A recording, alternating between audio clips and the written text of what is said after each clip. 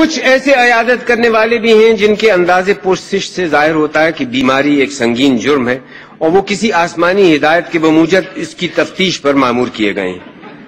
پچھلے سال جب انفلوئنزا کی وبا پھیلی تو میں بھی صاحب فراش ہو گیا تو ایک ہمسایہ جو کبھی پھٹکتے بھی نہ تھے کمرہ علالت میں بنفس نفیس تشریف لائے اور خوب کریت کر جرا کرتے رہے۔ بالآخر اپنا منہ میرے کان کے قریب لا کر رازدارانہ انداز میں کچھ ایسے نجی سوالات کیے جن کے پوچھنے کا حق میری ناچیز رائے میں بیوی اور منکر نکیر کے علاوہ کسی کو نہیں پہنچا۔ آئیے ایک اور مہربان سے آپ کو ملاؤں، ان کی تکنیک قدرے مختلف ہے۔ میری صورت دیکھتے ہی ایسے ہراساں ہوتے ہیں کہ کلیجہ منہ کو آتا ہے۔ ان کا معمول ہے کہ کمرے میں بغیر کھٹکھٹائے داخل ہوتے ہیں اور میرے سلام کا جواب دیے بغیر تیمارداروں کے پاس پنجوں کے پل جاتے ہیں اور پھر خسر پھسر ہوتی ہے۔ البتہ کبھی کبھی کوئی اچٹتا ہوا فقرہ مجھے سنائی دے جاتا ہے، مثلا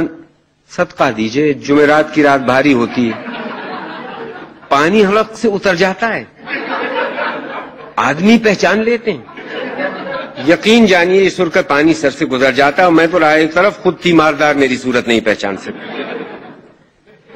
سرگوشیوں کے دوران ایک دفعہ میں نے خود دخل دے کر باقائمی ہوش و حواس عرض کرنا چاہا کہ میں بفضل تعالی چاق چوبند ہوں، صرف دواؤں میں اور پیچیدہ دواؤں میں مبتلا ہوں، مگر وہ اس مسئلے کو قابل دست اندازی مریض نہیں سمجھتے اور اپنی شہادت کی انگلی ہونٹوں پر رکھ کر مجھے خاموش رہنے کا اشارہ کرتے ہیں اور میرے اعلان صحت ان کی پرزور تردید سے تیمارداروں کو میری دماغی صحت پر شبہ ہونے لگتا ہے۔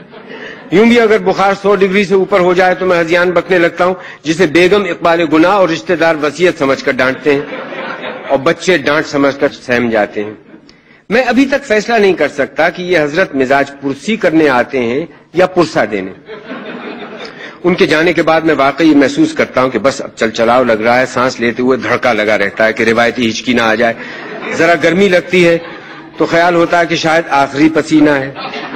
اور طبیعت تھوڑی بحال ہوتی ہے تو ہڑبڑا کے اٹھ بیٹھتا ہوں کہ کہیں سنبھالا نہ ہو۔ پچھلے جاڑوں کا ذکر ہے کہ میں گرم پانی کی بوتل سے سینک کر رہا تھا کہ ایک بزرگ جو 80 سال کے پیٹے میں خیر و عافیت پوچھنے آئے اور دیر تک قبر و عاقبت کی باتیں کرتے رہے۔ میرے تیمارداروں کو وہ باتیں ذرا قبل از وقت معلوم ہوئیں۔ خیر آتے ہی بہت سی دعائیں دیں جن کا خلاصہ یہ تھا کہ خدا مجھے ہزاری عمر دے تاکہ میں اپنے اور ان کے فرضی دشمنوں کی چھاتی پر روایتی مونگ ڈلنے کے لیے زندہ رہوں۔ اس کے بعد فشار گور کا اس قدر مفصل حال بیان کیا کہ مجھے غریب خانے پر گورے غریباں کا گمان ہونے لگا۔ عیادت میں عبادت کا ثواب لوٹ چکے تو میری جلتی ہوئی پیشانی پر اپنا ہاتھ رکھا جس میں شفقت کم اور راشا زیادہ تھا، اپنے بڑے بھائی کو جن کا انتقال 3 ماہ قبل اسی مرض میں ہوا تھا جس میں میں مبتلا تھا یاد کر کے کچھ اس طرح آبدیدہ ہوئے کہ میری بھی ہچکی بن گئی۔ میرے لیے جو 3 عدد سیب لائے تھے وہ کھا چکنے کے بعد جب انہیں کچھ قرار آیا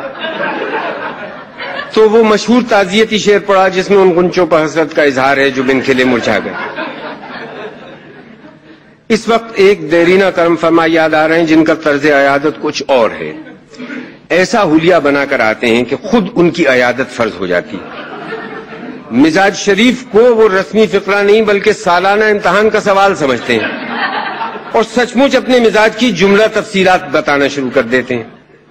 ایک دن منہ کا مزہ بدلنے کی خاطر میں نے مزاج شریف کی بجائے سب خیریت ہے سے پرسش احوال کی پلٹ کر بولے اس جہان شریعت میں خیریت کہاں۔ اس مابعد الطبیعاتی تمہید کے بعد کراچی کے موسم کی خرابی کا ذکر آنکھوں میں آنسو بھر کر ایسے انداز سے کیا گویا خود ان پر سراسر ذاتی ظلم ہو رہا ہے اور اس کی تمام تر ذمہ داری میونسپل کارپوریشن پر عائد ہوتی ہے۔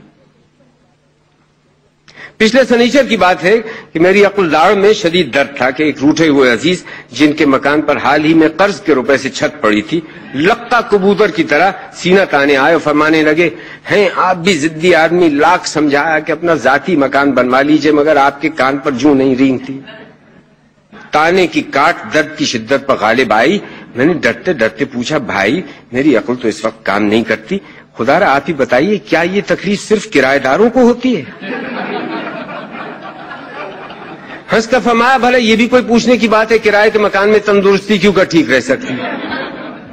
کچھ دن کے بعد جب انہی حضرت نے میرے گھٹنے کے درد کو بے دودھ کی چائے پینے اور رمی کھیلنے کا شاخسانہ قرار دیا تو بے اختیار ان کا سر پیٹنے کو چاہا۔ آپ نے دیکھا ہوگا کہ بعض عورتیں شاعر کی نصیحت کے مطابق وقت کو پیمانہ امروز و فردہ سے نہیں ناپتی، بلکہ تاریخ اور سن اور اوقات کی ترتیب کا حساب اپنی یادگار زچگیوں سے لگاتی ہیں۔ میرے کچھ دوست بھی اپنے بیماریوں سے کیلنڈر کا کام لیتے ہیں، مثلا شہزادی مارگریٹ کی عمر وہ اپنے دمے کے برابر بتاتے ہیں۔ نہر سویز سے انگریزوں کے نہر بدر کیے جانے کی تاریخ وہی ہے جو ان کے پتا نکالے جانے کی۔ جب وہ اپنی اور جملہ متعلقین کی عدم خیریت کی تفصیلات بتا کر اٹھنے لگتے ہیں تو اطلاعاً اپنی خیریت سے آگاہ کر دیتا ہوں۔ بیمار پڑنے کے سزا نقصانات ہیں، مگر ایک فائدہ بھی ہے، وہ یہ کہ اس بہانے اپنے بارے میں دوسروں کی رائے معلوم ہو جاتی ہے۔